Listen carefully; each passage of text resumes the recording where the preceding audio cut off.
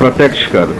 माननीय अध्यक्ष महोदय, मैं इस अवसर पर देश के सभी करदाताओं के प्रति आभार व्यक्त करना चाहती हूं, जिन्होंने अत्यधिक सहयोग दिया है और जरूरत की इस घड़ी में अपने साथी नागरिकों की सहायता करके सरकार के हाथों को मजबूत किया है।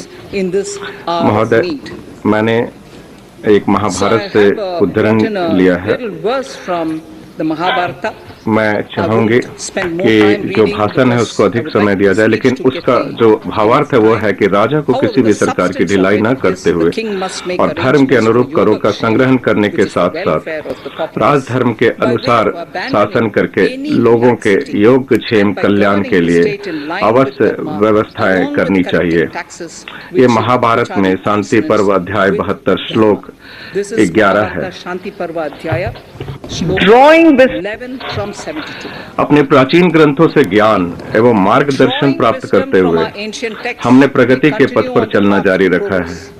इस बजट के प्रस्तावों का अभिप्राय स्थिर और जानी पहचानी कर व्यवस्था की हमारी घोषित नीति पर कायम रहते हुए और अधिक ऐसे सुधारों को लाना है जो एक विश्वसनीय कर व्यवस्था स्थापित करने की हमारी संकल्पना को आगे बढ़ा सके। यह कर प्रणाली को और भी अधिक सरल बनाएगा, करदाताओं को स्वैच्छिक अनुपालन के लिए प्रोत्साहित करेगा और मुकदमेबाजी को कम करेगा।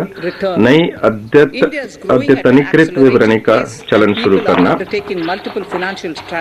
भारत तीव्र गति से बढ़ रहा है और लोग एक से अधिक वित्तीय लेन देन कर रहे हैं। आयकर विभाग ने करदाता के अंतरणों की रिपोर्टिंग का एक सशक्त ढांचा स्थापित किया है।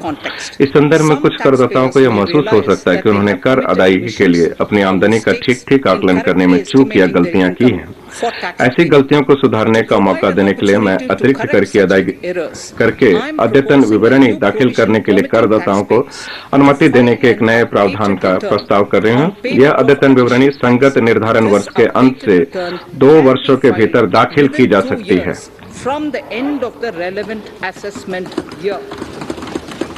माननीय अध्यक्ष महोदय, वर्तमान में यदि विभाग को यह पता चलता है कि निर्धारित द्वारा कुछ आमदनी को दर्शाया नहीं गया है, तो वह न्याय निर्णयन की लंबी प्रक्रिया से गुजरता है। उसके बजाय अब इस प्रस्ताव से करदाताओं में भरोसा जगेगा, जिससे निर्धारित स्वयं उस आमदनी को घोषित कर पाएंगे जिसको पूर्व में अपनी विवरणी दाखिल करते समय उन्होंने नहीं दर्शाया था। प्रस्ताव के पूर्ण विवरण वित्त विधेयक में दिए गए हैं। यह स्वैच्छिक कर अनुपालन की दिशा में एक सकारात्मक कदम है। It is an affirmative step in the direction of voluntary compliance. सहकारी समितियों के लिए वैकल्पिक न्यूनतम कर और अधिभार की दर कम की गई। वर्तमान में सहकारी समितियों के लिए अपेक्षित है कि वे 18.5% की दर पर वैकल्पिक न्यूनतम कर का भुगतान करें। हालांकि कंपनियां इस कर का 15% की दर पर भुगतान करती हैं। सहकारी समितियों और कंपनियों के बीच समानता लाने के लिए मैं सहकारी समितियों के लिए भी इस दर को घटाकर 15% करने का प्रस्ताव करती हूँ। माननीय अध्यक्ष महोदय, मैं उन सहकारी समितियों के लिए अधिभार की दर भी मौजूदा 12% से घटाकर 7% करने का प्रस्ताव करती हूं, जिनकी कुल आमदनी 1 करोड़ रुपए से अधिक और 10 करोड़ रुपए तक है। इससे सहकारी समितियों और उनके सदस्यों की आय को बढ़ाने में मदद मिलेगी, जो मुख्यतः ग्रामीण और खेती करने वाले समुदायों से आते हैं। दिव्यांगजनों को कर राहत। दिव्यांग व्यक्ति के माता पिता या अभिभावक ऐसे व्यक्ति के लिए बीमा स्कीम ले सकते हैं। वर्तमान कानून में माता पिता या अभिभावक के लिए केवल तभी कटौती करने का प्रावधान है जब दिव्यांग व्यक्ति के लिए अभिदाता यानी माता पिता या अभिभावक की मृत्यु होने पर एक मुश्त भुगतान या वार्षिकी की सुविधा उपलब्ध हो। ऐसी परिस्थितियां भी हो सकती है जब दिव्यांग आश्रितों को उनके माता पिता या अभिभावकों के जीवन काल के दौरान भी वार्षिकी या एक मुश्त राशि के भुगतान की जरूरत पड़े।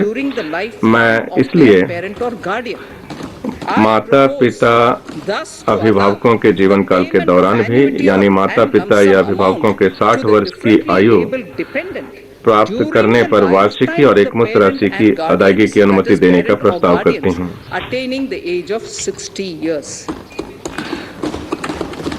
राज्य और केंद्र सरकार के कर्मचारियों के बीच समानता। वर्तमान में केंद्र सरकार राष्ट्रीय पेंशन प्रणाली एनपीएस टियर 1 में अपने कर्मचारियों के वेतन में 14% का योगदान करती है। इसे कर्मचारी के आय की गणना करने में कटौती के रूप में स्वीकृत किया गया है। हालांकि राज्य सरकार के कर्मचारियों के मामले में ऐसी कटौती वेतन के 10% की सीमा तक ही स्वीकृत की गई है। केंद्र और राज्य सरकार दोनों के कर्मचारियों के प्रति समान व्यवहार करने के लिए मैं राज्य सरकार के कर्मचारियों के लिए भी एनपीएस खाते में नियोक्ता के योगदान पर कर कटौती सीमा को 10% से बढ़ाकर 14% करने का प्रस्ताव करती हूँ। इससे राज्य सरकार के कर्मचारियों के सामाजिक सुरक्षा हित लाभों को बढ़ाने और उन्हें केंद्रीय सरकार के कर्मचारियों के समान लाने में मदद मिलेगी। स्टार्टअप के लिए प्रोत्साहन। स्टार्टअप हमारी अर्थव्यवस्था के लिए विकास के प्रेरक के रूप में उभर कर सामने आए हैं। पिछले कुछ वर्षों में देश ने कामयाब स्टार्टअप्स की संख्या में कई गुना वृद्धि देखी है। 31/3/2022 से पहले स्थापित पात्र स्टार्टअप्स को निगमन से 10 वर्षों में से 3 क्रमिक वर्षों के लिए कर प्रोत्साहन दिया गया था। कोविड महामारी को देखते हुए मैं ऐसा कर प्रोत्साहन उपलब्ध कराने के लिए पात्र स्टार्टअप्स के निगमन की अवधि और 1 वर्ष यानी 31/3/2023 तक बढ़ाने का प्रस्ताव करते हैं। Up to 31/3/2023 for providing such tax incentives. नव निगमित विनिर्माण कंपनियों के लिए रियायती कर व्यवस्था के अंतर्गत प्रोत्साहन। कतिपय घरेलू कंपनियों के लिए वैश्विक रूप से प्रतिस्पर्धी कारोबारी परिवेश कायम करने के लिए हमारी सरकार द्वारा नव निगमित घरेलू विनिर्माण कंपनियों के लिए 15% कर की रियायती कर व्यवस्था लागू की गई थी। मैं धारा 115 ख के अंतर्गत विनिर्माण या उत्पादन के आरंभ करने की अंतिम तिथि को 1 वर्ष यानी 31 मार्च 2023 से 31 मार्च 2024 तक बढ़ाने का प्रस्ताव करती हूँ।